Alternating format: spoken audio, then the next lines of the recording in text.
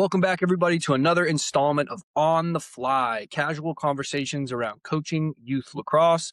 I'm your host, Martin Bose. Very excited to be joined by Dan Johnson today, someone who I was fortunate enough to coach with for about 2 years, and someone who's got a wealth of knowledge, not only in the lacrosse space, but he's also an academic. And so we're blessed to be joined by Dan Johnson today. Coach, if you don't mind, just a quick intro, and then we'll get into the episode. Yeah, thanks, Marty. Yeah, I'm stoked to be on for sure. I'm going into my fourth year as the assistant at St. Michael's College up in Vermont, and which is where we got to cross paths for a little while, which was so awesome. I coached the defense and the face-off unit. I'm from New Jersey originally. I played lacrosse all growing up. I played at Don Bosco in New Jersey, and then actually went to St. Michael's, played long pole there for 4 years, and then actually kind of after graduation traveled a bunch, went to Australia where I kind of played in the club system and coached in the club system down there, and then eventually came back to New Jersey, coached some high school ball there in Bergen County, and then actually ended up going to grad school at University College Cork in Cork City in Ireland, and I was there for about 2.5 years and still had the stick in my hand even over there.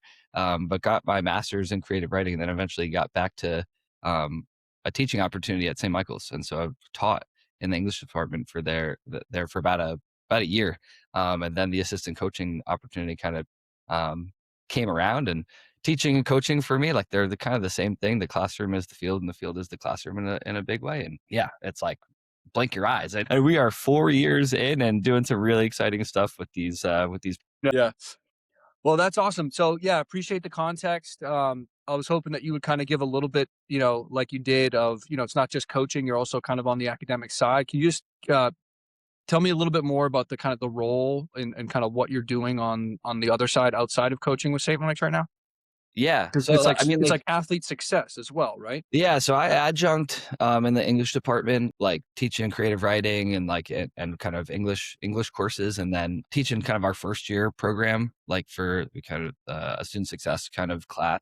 And then I'm kind of tasked with student athlete academic support kind of across our department, which kind of materializes in a couple different ways, but get to have cool conversations with coaches and obviously student athletes about kind of navigating the undergraduate experience, and kind of coaching conversations with professors, and kind of helping folks think about healthy time management and kind of learning how they learn and all that kind of stuff. So it's kind of a broad swath, but I really enjoy it. It's that's the best thing about this college coaching thing, is that it's not just stuff. It's not just X's and O's on the field, right? It's there's some psychology involved. There's kind of relationship management, and there's, the kind of helping young people on their paths, not just on the field, but in the classroom, in their intellectual lives, in their kind of just development into real deal adults, Yeah.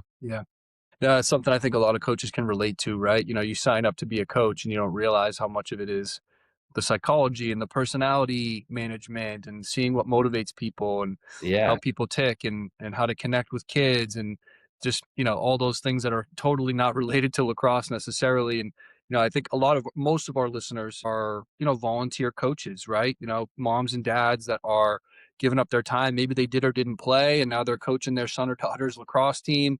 hmm And they're, okay, I want to know what drills to do. But when we step on the field, you got 20 athletes looking at you. It's not necessarily about, knowing exactly how to play the game and the techniques. It's, can you get a group of kids excited, right? Can we yes, garner some effort and some energy? And so yeah, interested to hear a little bit about, maybe what you remember from your youth experience, and then of course your coaching experience around, that sure, age group, and maybe even if you've worked with coaches that are at that, youth coaching level, and pulling out some of those insights through this yeah. conversation. So Yeah. excited. Well, I mean, I good buddies with Matt Gilbert, who's the head coach of St. Joseph, Maine, and we coached some summer ball together, with a kind of a New England lacrosse club, and he gave me the big I'm a big how guy. I'm not a big what guy.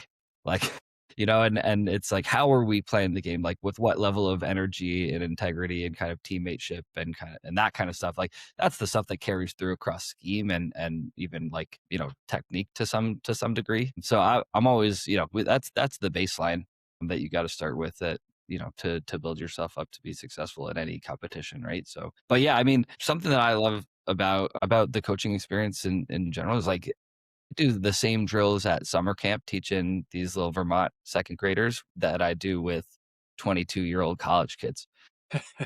Ball you man triangle is the same thing, like whether you're 7 or 17 or 27. You know what I mean? Like I'm doing the same stuff in Lake Placid this summer that I am, that I'm hoping that these little kids do, or the college kids do. And so, I think like the drill selection, um, it's much more kind of how based or kind of principles based, rather than like, hey, when we go play Adelphi or Assumption, like these are the specific looks that we have to master. It's like, the things that we got to get good at the college level, or for any kind of team, like they're you can translate those across any level, you know. Yeah, That's where I try to spend, like that's where I try to focus, as a D totally. coordinator, say, or a face off coordinator, like less about the specific, game to game look than it is about, hey, do we have good spacing? Are we being athletic and bending our knees? Are we how often are we turning our head? Right? Like those are the kind of the how things that it doesn't matter, zone, man, shuts, whatever, like it doesn't matter if you're not doing those things at a really high level. Sure. Yeah, and I think that's you're speaking to like a really, really helpful concept for coaches to remember, which is you don't always need new drills as you go to different levels. It's sometimes different focus points, right? Different ways to simplify it and progress it. I love that first thing you said, ball you man triangle. So for someone who heard that and goes, wait, back up. What do you mean? Right. So okay, I'm working with a first and second grade team. You know, are you introducing that day one? And how? Yeah. Yeah. I mean, I think like you're always searching as a coach and as a teacher for like language that will kind of break through the barrier of like what you're saying and what students and athletes are able to understand and then enact. Like, and so as I'm on the fly trying to think of all the different ways that we talk about volume and triangle, right? And like, the classic like middle school example that I was always taught is like the double pistols, right? And I'm too close to the computer right now, right? But like, if you had holsters, like you're the great Western gunslinger, right? Like you got to be able to like aim both at the ball and then your man, right? And that's how you create that kind of the flat triangle is another kind of geometry based concept, which I don't know. I don't think that really flies with the young kids. You know what I mean? So it's like, hey, be a great gunslinger, right? Yeah. Gotta be able to shoot both targets or something like that, And I talk a lot about shoulder line. It's like, hey, like if we're not owls, right? So like, I can extend my head only to my shoulders, right? And if I can't see my guy, it means he's behind me, right? And so like, don't get beat off your back shoulder. So if my right Mm, shoulder is facing to the ball, I've got to be accountable to my left shoulder, and that kind of that straight line that kind of goes across me kind of side to side. And if they're behind me, now we talk about, hey, what are the movement patterns that you've got to maintain to kind of create and keep that angle. So now you're talking about like front steps, back pedals, shuffles, hip flips, and all that kind of stuff. And I know that's not exactly like maybe third grade stuff, but like, playing monkey in the middle is the best. And we do that with at St. Mike's, but that's one of my huh? favorite camp drills. It's like, hey, Yeah, that makes a lot of sense. stay sideways, try and be in a shuffle side to side, try and move forward and backwards in your kind of steps and back pedals, uh, and look away from the ball. It's like if you can kind of do those little bullet points, like you're Yeah. gonna by kind of by definition be playing some great off ball defense. And it's really cueing kids like, hey, when you go chest to the ball, right, you're giving your body and your eyes to the ball, and so your drop step is going to be too long, and you're not going to know where he's going to be throwing to. So like simple schoolyard games, like, hey, 2v1, monkey in the middle. And like, and for little kids, you gotta, hey, you can't move laterally on the outside more than, 5 yards in either direction. So you put cones down, maybe, hey, stay inside the gate so that it doesn't get too kind of unfair, you know? Or if it's getting too hard, like, hey, make the outside can only throw, you can only throw bounce passes, because then it's a little harder. And now you're keeping it somewhat, you know, head down, so you can kind of knock those things down a little easier. But like just the monkey in the middle concept, I I think love that. is really powerful, Yeah. even college level. Yeah, and I love the analogy of the gunslinger. I think that'll land with the kids, and Yeah. that makes a lot of sense. I didn't really think about that, right? Literally, a monkey in the middle is ball you man. You can start to, okay, now we're noticing how many times we're turning our head, the position of our shoulders. That's really, really helpful. Here, let me try something.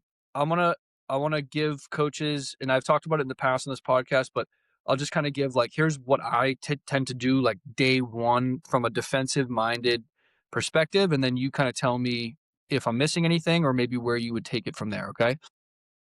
So I think of it from like the base stance, and it's coupled with sort of terms, right? Hmm. All too often I hear coaches on the sideline like, mark up, right? And like the Yeah. kids don't do anything. They don't know what that means, right? Like you mentioned, it's that Yeah. barrier of like, Yes. can what you say actually land for them to change the behavior or to do Yes. something, right? Words into actions. Yeah. So, I tend to start with like stance. Okay, let me see your defensive stance. Most athletes, they'll get there. They'll bend their knees. They'll get in a defensive stance. And so day one, I'm doing, in our warm up line, everyone's kind of on the sideline. I'm going to have them approach, which is just, Hmm. jog forward, break down into their defensive stance, and kind of those terms, approach and break down and defensive stance. I'm hoping, that we can be on the same page as to what that means. And then I'm going to have them from that kind of, let's say, 10-yard approach to breakdown. I'm going to have them backpedal, and then I'm going to have them react either left or right. That's going to be like a drop, step, and a shuffle. First and second graders, they can do it. I'm not working out the minute details of how to transition and all that, but Sure. they can figure out how to backpedal and how to turn and shuffle. And maybe some of them are struggling, but most of them can figure that out within the first couple of reps. And so that's kind of my base of like, hey, we have these terms of our stance, our approach, and our breakdown. And then we have this, I guess, consciousness of like, hey, while you're backpedaling in your stance, we need to be conscious enough to react to Hmm. whether maybe I say left or right, maybe I point left or right, to get them kind of thinking and to just, yeah, be conscious while they're moving. Hmm. And before I kind of move on to like where I like to go next, is that missing anything? And what do you think would be the next thing if you were to, start there? Yeah. I mean, that all checks out for me. And I think like when you're in that stage, I think like vibes are so important, like I remember like, like for better for worse, like I remember being a young defender, and like the joy of the game for me was like the stick in the ball, and not necessarily like I wasn't like some, NFL footwork dude, like, you know what I mean? Like, and maybe it probably hampered me in some ways, but like I remember being so jealous of like the offensive guys who just got to go down to the other end and shoot, and we were running cones and approaches and all that stuff. You know what I mean? Right. So like I'm Right. always like trying to think about like, how is this like vibrant and dynamic and fun? And a lot of times I start with like trying to give them like fun kind of like metaphors or kind of images. And so I've always thought of like being a defender, like you're like a hunter cat. And so I'm like, like asking the little kids, like, like what does a tiger look like in the jungle when he's about to like pounce on his prey? Like some goofy stuff like that. And Love that. inevitably, like you're gonna get at least a handful of those kids who like, they bend their knees, they're down, like, they're ready to rip and they're ready to kind of like Crouching. hunt and Yeah. attack. And they're like, and that's what it is, right? Like, like that's what we're mimicking in the game of lacrosse and as great athletes. So, like trying to, disguise the kind of mechanics, I think is a really great thing for little kids, and I think the the one kind of technical sticking point I always have is making sure that like we're kind of throwing that stick from behind us, like facing, stick it to the inside, and then throwing that head of your stick, out in front of you, right? Like getting the pole or the stick off your hips. And so that's the first thing that's meeting your kind of opponent. And I think it's such a habit that like it's so important, and it's so fundamental, and it's something that like gets lost along the way. Like, even I get college kids who like don't automatically, go out to X and approach the ball, and their stick is at their side. Right.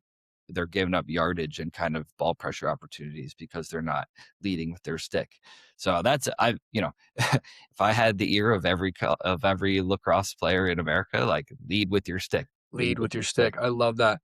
Yeah, and you're so right? You gotta do a vibe check constantly. I speak with a lot of youth lacrosse coaches on a daily basis, and a lot of what we end up talking about is like, just to get my group to give effort and to like be excited. I feel like I have to like do all this. And, one of the things that I try to do myself and encourage coaches to do is like they want to play, like making it feel like a game really is the challenge, and sometimes you can have a mini game, like a scrimmage type of mini game hmm multiple times throughout your practice. It's like you can constantly be kind of dangling that carrot of like, hey, like, yeah, we're going to do our crouching tiger drill. But like, you know, 5, 7 minutes into that, I know you guys are going to start to check out a little bit, but hey, give me 10 minutes of focus here. We're going to play 5 minutes of a game of a scrimmage, right? Of that game we want to play. And, uh, Yeah. has that been a challenge for you in the past when you're working with those young kids Yeah, or totally. I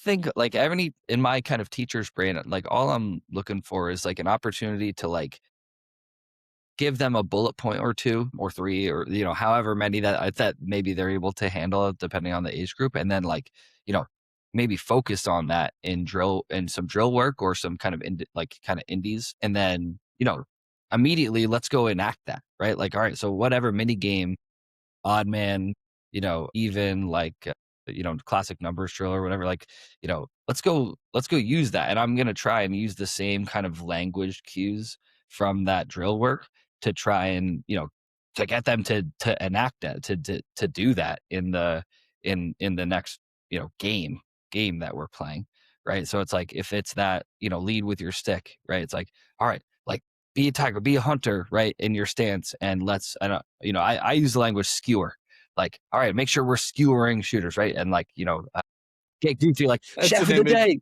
chef of the day, chef of the day. So it's like, on that rotation up to the point for that shooter spot. It's like, all right, are we like, are we in our hunter stance on the base, on the GLE, right? On that finisher spot.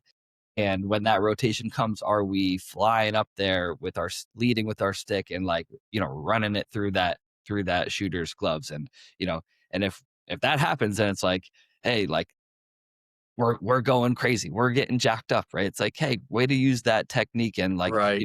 as practitioners, we're like, way to execute on the technique that we just installed. But as a coach in the vibes department, it's like, yo, what a skewer, chef of the day. Like put Yeah. him Right. on the grill. Let's go. You know what I Yeah. mean? Um, Right. and Oh, I love your that. result is the same thing, but you got to convince them that they're just having fun and playing live. Yeah, and I love that it's, like, really hitting on something powerful here because all too often I'll see sidelines only getting excited over a goal, where it's like, as coaches, we can train our team to be like, if someone plays decent defense and, is slightly disrupting a shot or is, Yes.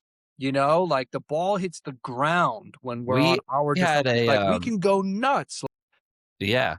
Had a moment in our previous game this last weekend where like the day before we had talked about a specific technique for our face-off player to, hey, if we roll back and throw this ball back across the top lefty, we better hear the sideline erupt. Like we said it out loud. We addressed it. Like, hey, this small technique that is not a point producing technique, or that like, mom is not gonna backflip on the spectator sideline. Right. Like before God and country, like I better hear this team like absolutely go nuts. And it happened and we did. And it was just like, so that's the joy of it, right? Like the Right. understanding what those little Small plays that wins, right? stack that Finding those stack. small wins. Yeah, totally. So, we talked about stick first, but I want to zoom out a little bit because one thing that's helpful for coaches is I kind of break down what I call universal skills and I break them into four buckets. Okay. So, Hmm. regardless of what position, whether you're a boy or a girl, and regardless of what position you think you are, you need to do these eight universal skills. Okay. And so they're broken into four buckets. The first bucket is ball reception, right? Scooping and catching. Second bucket is ball control, cradling and dodging. Third bucket is ball release, passing and shooting. And then the fourth bucket, I'm being a little bit vague with these definitions, but basically the fourth bucket is your movement skills. So when your team has the ball, you're cutting. And when the other team has the ball, you're defending. And Hmm. so I like to draw a hard line between those first six that all have to do with the ball and those last two that are really footwork oriented, spacing oriented. Yeah, it has to do with the ball, but you don't need a stick or a ball at Right. all to work on those skills, right? And so that can be a low hanging fruit for coaches because I think we get really caught up at the younger ages because it's so freaking hard to catch the ball that whatever drill or game you kind of want to play, it can feel like, man, we can't do that yet because when we're doing partner passing, we can't throw and catch. And it's like, yeah, there's some truth to that, but as your players get more coordinated and feel their bodies in space better, catching actually will start to get easier for them as they just become more athletic and more coordinated. So don't avoid doing footwork specific things without the stick in the hand at all. Yeah. Focusing on We do that a those. lot. We do that a lot. Yeah. We have a kind of a bank of drills where I have I call them football drills, and like I have a American football and I have a Gaelic football, and like we'll just play offense with that and defense with our hands and like play basketball defense. And so sometimes we practice pick play with that. Other times we'll play we'll kind of practice like rotations. We'll play Hmm. 5-on-4 or 5-on-5, hunting double moves or whatever it is. Like, I think it's great. And it honestly, I think it's great to mix it up. Like the guy, like there's nothing wrong with the guys like playing a little like, oh, we're at football practice, like it's fun. The variability is fun. And I don't think coaches should shy away from that. Like as long as it's, Right. hammering techniques that we're going to translate onto game day, right? Like if it, as long as it's fresh and fun and like, you know, alleviating some of the frustration, friction that, a lot of defensive personnel have. Like, some dudes are there playing, getting pushing the ball forward and playing offensive long stick, and other dudes are the egg and spoon guy who are, here to, break hands and lay bodies or whatever. And the world needs all of them, I suppose, right? And so Right. when those guys have to be your offensive players for drills, Yep. sometimes it's good to throw the football around. I love it. I'm just going to make note of something I want to come back to. So like if I'm a seventh and an eighth grade coach, I want to come back to what you just said very, very casually, which was hunting double moves. I want to come back to that. But before we do, when we think about simplifying it for the players, right? If we're doing drills that are either one-on-one focused or like spacing focused on like, okay, when to help and kind of the recovery process and the communication around that, not having a stick in the hand is actually a huge help. It's part of it, but both offensively and defensively, we can just focus on the footwork and just focus on the spacing. So can you give us maybe just an example of one drill, like one specific drill that you do with the football or the Gaelic football that can be translated to say a first and second or third and fourth grade team that like what are we working on and then when do I add the stick? Yeah. I mean, sometimes, so like we'll play in the soccer circle on our field. So like there are plenty of times where it's like, hey, the O guys or whatever, like we want as many cages as possible. Like, as defensive units, they get kicked out of the actual like crease all the time. Like on either side, you're like kind of relegated often to kind of no man's land. And often that's like the middle of the field or whatever, But I guess not all fields are like turf and lined for the soccer circle, but either way, like you can cone something down. It's a great opportunity to practice like rotations. So you could do it even or odd, right? But we'll play, for example, like 4-on-4 or 5-on-5 kind of around the soccer circle. So the offense has to stay outside the soccer circle. and I'll cue them either with a whistle or kind of define when rotations have to happen, and like we'll just let it rip because guys can huck the football at a kind of a higher rate, or pass the basketball or Gaelic football at a higher kind of clip than maybe they can with their left hand with a long pull. And so yeah, we call it football drill. So like, I mean, this is my favorite one, and it's pretty foundational for us, and it's simple enough. Basically, 5-on-5 around the soccer circle. The offensive players are on the outside, defensive players are matched up on the inside, right? So right off the bat, wherever the ball is, you have spatial kind of responsibilities, right? If you're adjacent to the ball, you're kind of halfway, right, to the interior of the soccer circle. If you're on the backside, you might be all the Do way you in. have something in the middle that they have to be within, like a second I circle, have or in the past sometimes, like, we have a Nighthead logo, on our field. And so it's like sometimes I'll just be like, yo, you got to be touching, one foot's got to be on the Nighthead, right? And sometimes I'll cone, kind of go to the dead center, the face off dot, and then 5 yards kind of. all right. So I'm imagining one person on the outside with the ball, the two adjacents are halfway to the head, and then there's Yeah. two on the far side that are foot on the head. Yeah, basically, right? And so you're just practicing good spacing habits, right? Like kind of spidering in on the backside, right? And as the ball moves, like everyone's responsibilities will change, and you're kind of that defensive amoeba, right? Is kind of changing shape every time I love the that. ball moves, right? And then, what I to start it, like if we've never done it before, like I'll usually be in the middle with my whistle, right? And when I blow the whistle, the guy with the ball has to dodge. And usually what I ask for is like to give me a split to roll, right? Like one move one way and then roll back. And we're looking to ambush to double that dodger from the adjacent player, right? Which will then cue, a throwback, right? Teaching like some kind of fundamental offensive principles, like, hey, like throw the ball the way you're played, right? So throwback, and then we're rotating into it, and then we gotta recover like opposite the ball, right? So it's a little unrealistic relative to the kind of actual space of the crease, right? Like the soccer circle is kind of it's circular, There's right? enough And space, it's yeah. more of a and it's more when you play 6-on-6, it's almost more of a rectangle or a square often. But if you can do it when you don't have the landmarks of the goal and the GLE, then you can certainly figure it out in the kind of traditional confines of a 6-on-6 set, right? So that's kind of my favorite, and it's been really fundamental to. And I've done it with little kids, you know, and you can kind of Yeah. if it's too large, you can kind of shrink the circle, right, for them to be able to And huck maybe that so like ball. and what's like the minimum viable product? Is it that the offense doesn't really move too much? They're just moving the Yeah, ball so you we can can just kind of focus script. on that. Yeah, you can kind of ask them. I mean, at our level, I'll like mandate like, hey, before we dodge, we've got to navigate 2 picks. So it's like, or 2 picks and 2 backside exchanges. But yeah, I mean, we've done it when we start. It's stationary. Like Mm, we're and it's pretty much a dummy dodge. Like, bang. just working on that defensive amoeba. I love that. Yes, yeah. So you can kind of scale it up and scale it down, and add kind of other slide looks. You can add someone to the middle. So now you're 6-on-6. And so you can work on kind of crease help slides from there rather than kind of adjacent double teams and rotations. So you can Right. kind of cut and paste it however you kind of want. Got you. All right. I'm gonna keep pushing back that hunting, how I forget what you described. Hunting double moves.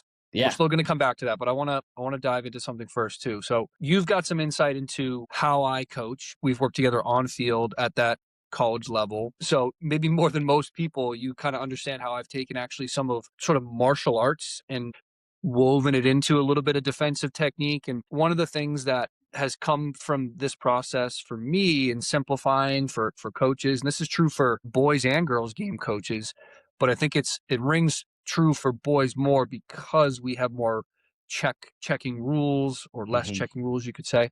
Um, a lot of coaches will say the first check is the poke check, and leading with the stick is kind of part of that. And sort of my argument is that I believe the first check is standing your ground. Yeah. And so what I like to try to teach to both boys and girls is, okay, when you're in your defensive stance, let's do drills where, I call it like a bumper car drill, or so I try to make it fun. I haven't figured out the analogies just yet, but I'm sure we can think of some. When you're in your defensive stance, we want to practice you getting bumped into, Mm-hmm. and the skill I name, and I say this multiple times, so coaches hear it multiple times when I give presentations, is the skill is maintaining balance through the point of contact. And as I've said, at that level is, we want to get a piece, right? Yes. But can we maintain balance through that point of contact? Because when we're running alongside somebody, that's when stick checks start to be much less risky, You're right? kind of When I'm check once squared up you with get a piece. someone, I'm more vulnerable as a defender, and so yeah, we can change the way we're positioned right off the bat. That's helpful, but the reality is when someone's attacking me, I got to focus on my footwork. If I'm trying to poke or if I'm trying to check stick and my feet are planted when they make their move, it wasn't worth it. And so, yeah, just curious to hear if there's Yeah. anything that kind of sticks out to you as far as like what are those tried and true principles that like, hey, regardless whether it's a college athlete or a youth athlete, we want to work on Yeah. X. I think the the thing that I keep coming back to is like you want to protect your drop step. You don't want to give up your drop step for free. And like the toll, the price to pay for offensive players to opening you up to drop stepping one way or another has to be that piece that you're talking about, right? That contact, kind of depending on where you are in on the field, right?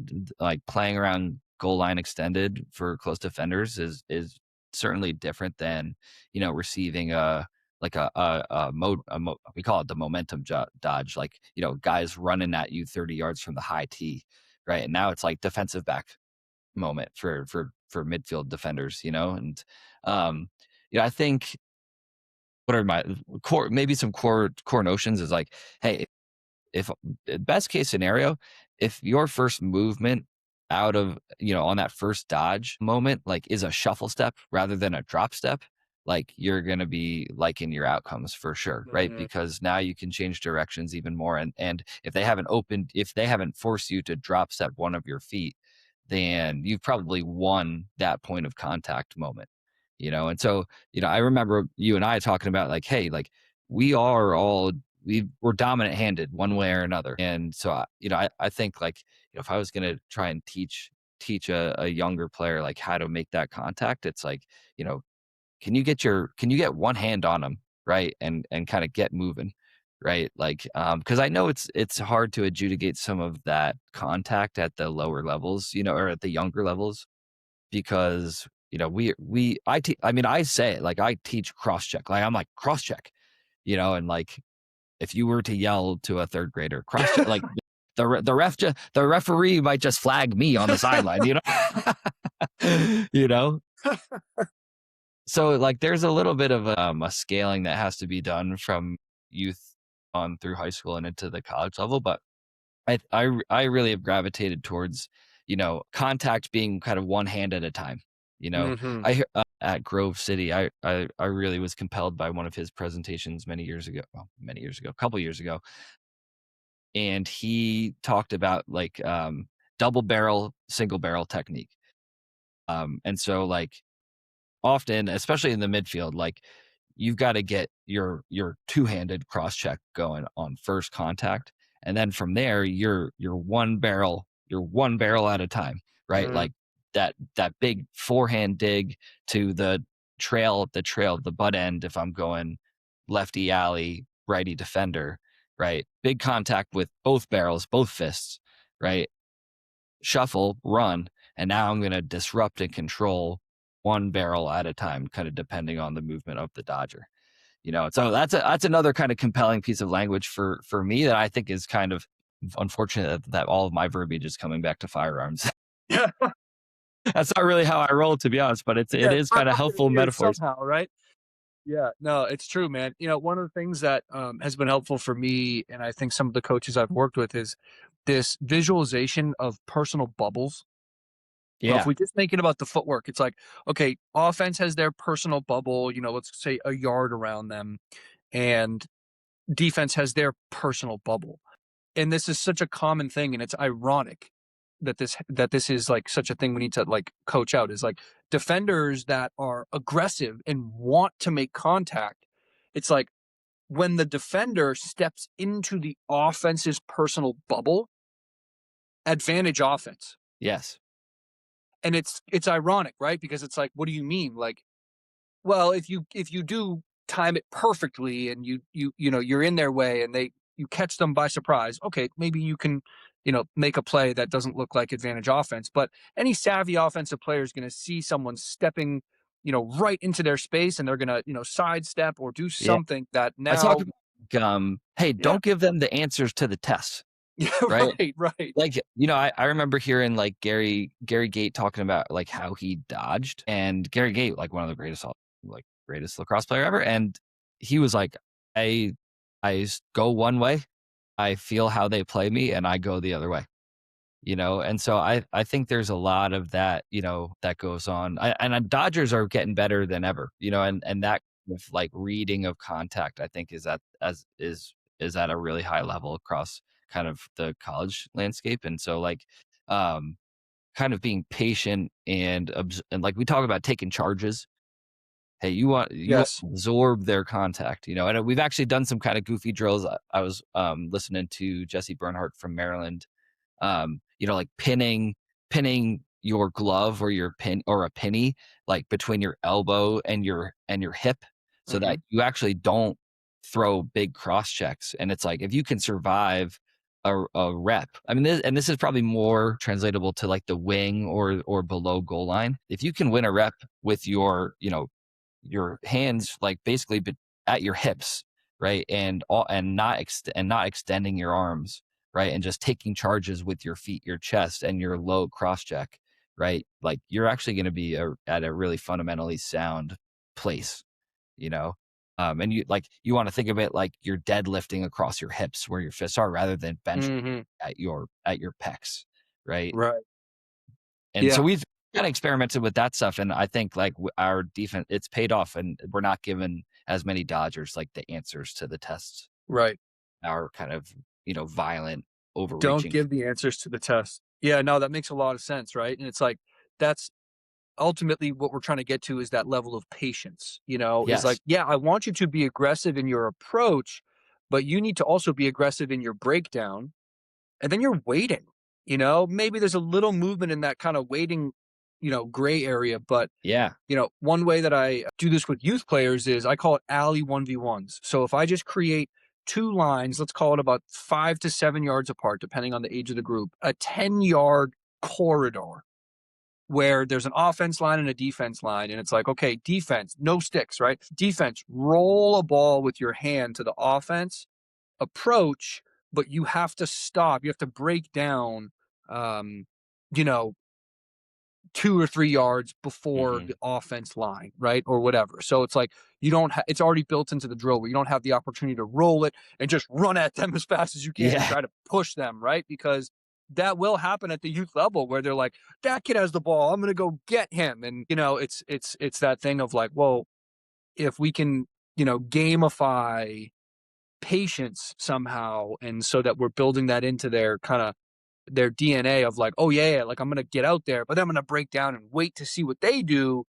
so that I can, engage a little bit Hmm. later than like my pure instinct is telling me to, right? Yeah. Yeah. I've really enjoyed like kind of modifying one-on-one reps and doing them like, if you got 10 minutes on the clock, do like, you know, 3, 4, 5 different variations of one-on-ones. And one of my favorites is like post up one-on-ones.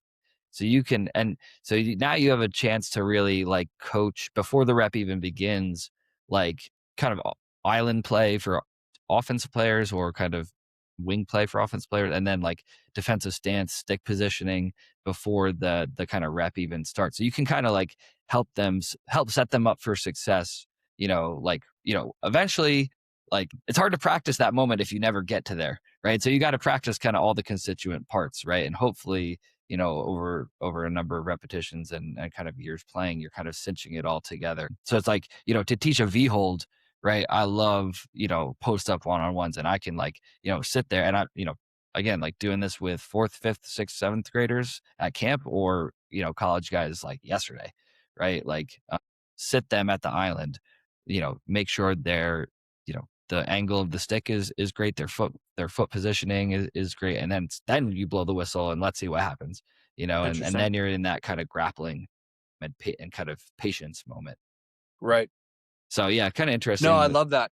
Yeah, yeah. And I think one thing that coaches can pull from that, maybe it's not that particular environment, but it's the concept of like shrink it down to the most important moment and like start it there, Yeah. and like just, yeah, there's very like, what are the assumptions? Well, the assumptions are in your example, they already had a great approach behind. Yeah, They exactly. did a great job riding up to the island, and now at the island, they're in the perfect position. Okay, those are some bold assumptions, and it's not always gonna be true, but by starting there, they get more repetitions of like, "Okay, when I play up to this point, this is what it feels like," Yeah. and I really encourage coaches to, like, avoid just going, "Okay, we need to work on one-on-one defense and offense, and so we're gonna do one-on-ones." Like, Yeah. roll the ball out one-on-one to the goal. It's like, there's too many variables, and I think really the defenders end up getting the crap end of the stick of, like, it's not realistic, there's too much space for the offense to win, if offense is winning 7 out of 10 reps,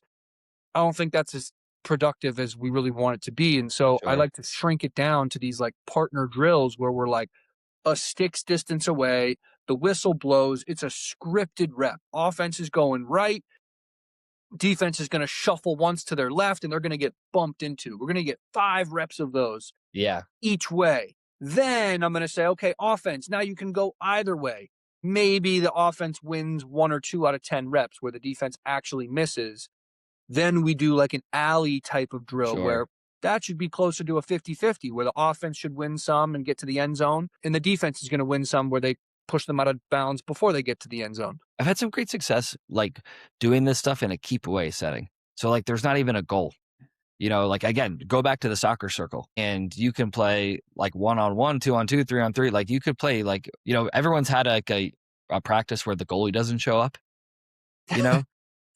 And it's like, oh man, like what are we gonna do? Like play for pipes or whatever? Like, and sometimes that's fun, and other times kids get kind of discouraged or like, this is lame.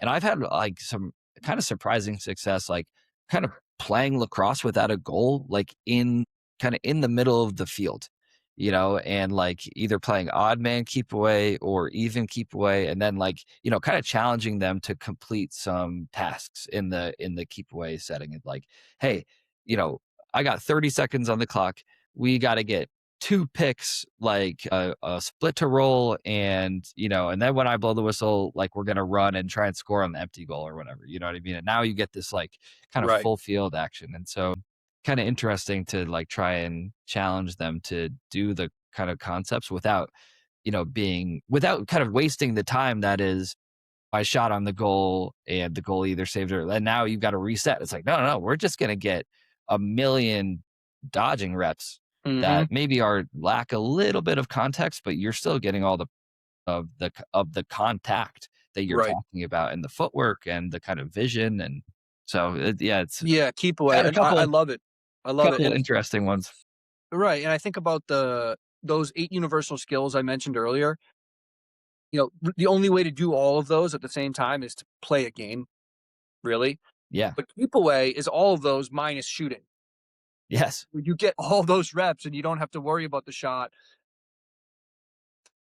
It's easy in yeah, it's easy to gamify Yeah. And keep I away. think You can like create a point system. yeah, and I think like I mean, what do we love about the game? We love the stick and the ball. I mean, the shooting and scoring and the competition is a great thing and whatnot, but like the guys just want to have the ball in their stick. They want to throw the ball, they want to catch the ball, they want to pick it up off the ground, like they want to do cool Got it. things with the stick and the ball. Yeah, like, and sometimes I think like the goal scoring act is like an interruption to the actual playing of the game, especially at the younger level.